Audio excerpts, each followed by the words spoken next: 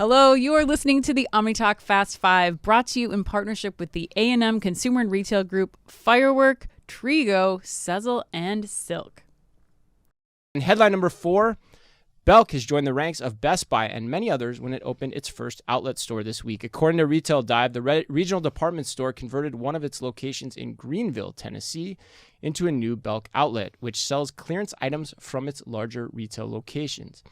With the new layout, the store has been able to triple its product assortment. That was fascinating to me. Yeah. And the outlet location, it should also be noted, does not sell beauty or fine jewelry products, in case you were interested. And all sales are also... Valentine's Day is coming up. I know, right? I thought about that this morning. I was like, uh-oh. But Ann, you fought hard for this one. This is an Ann special headline this week. Why? I think we're seeing a lot of articles in the news lately talking about how off-price or outlets are a strategy for large retailers. And my question that was raised from this is like, if that's the future strategy, if they're seeing success with this, I think it deserves some thought and consideration, especially in the Belk example where it's just taking clearance items from the other stores and consolidating them into one giant clearance center, same as we're seeing with Macy's Backstage. What investments, if any, are being made upstream before, like I think of RFID tagging, for example, in Macy's, like what investments are you making upstream so that you can have a better experience in store, but then also a better outlet experience or a reimagination of that outlet experience for your end consumer? Like, could you have a rug that I'm interested in? Could I see it at Macy's? Could I track it as in its journey at Macy's? And then once it goes to the outlet store, still know that the outlet store that's just been converted near me has 3 of those rugs. Yes, I still have to go hunt for them once I get there through 3 times as much product as it sounds like it's going to look like at Belk.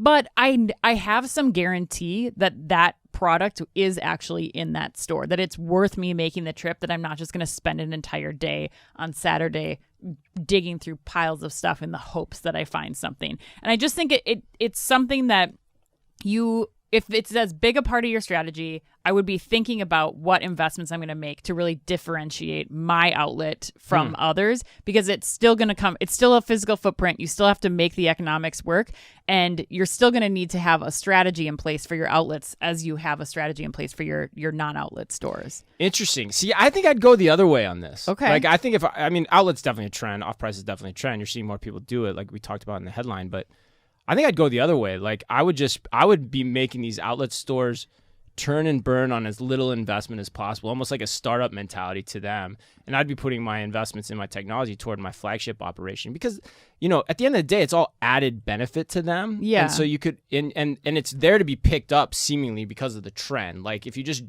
don't actually step on your own foot or get in your own way, like there's probably money to be made. So if you start over investing in technology, that could hamstring the operation a little bit.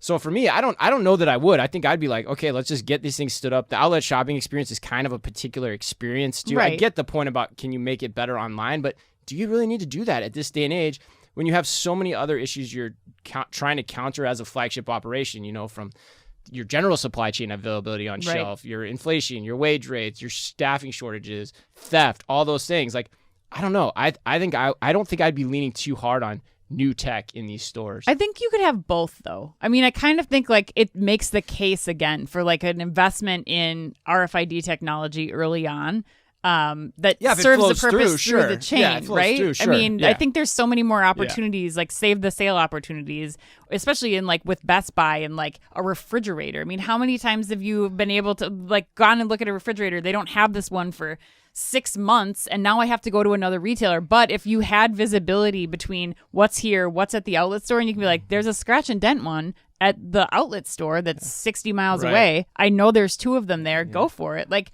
I think there's opportunity. Are you really shopping for a refrigerator for 6 months?